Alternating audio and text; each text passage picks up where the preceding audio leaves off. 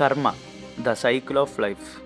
ఈ వర్డ్ చూడడానికి చాలా చిన్నది, తెలుగులో అయినా ఇంగ్లీష్లో అయినా హిందీలో అయినా. But infinity X powerful word ఇది.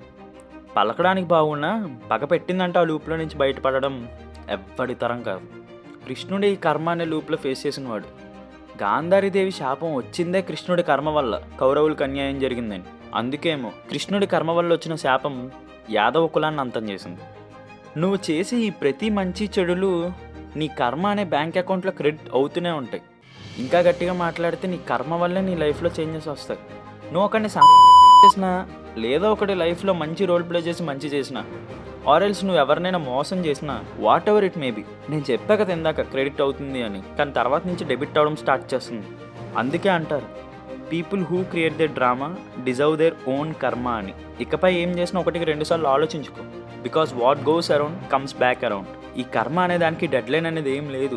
ఇది నీ చుట్టూ తిరుగుతూనే ఉంటుంది. ఇంకా గట్టిగా చెప్పాలంటే నీ షాడోలో ఎప్పుడు నీతోనే ఉంటుంది. ప్రతిదీ కౌంట్ చేసుకోవాలి కదా మరి. So you can't even escape from this loop. నువ్వు లక్ అన్లక్ అని కొన్ని సిచ్యువేషన్స్లో ఫీల్ అవుతావు చూడు, అదే నాకే ఎందుకు ఇలా జరిగింది, నా లైఫ్లోనే ఎందుకు ఈ దరిద్రం అని ఫీల్ అవుతావు కదా, ఆ కర్మే ఇది. నీ మంచి నీ లక్, నీ చెడు నీ అన్లక్. ఏంటి అంటే it's return back in the form of your luck and unlock.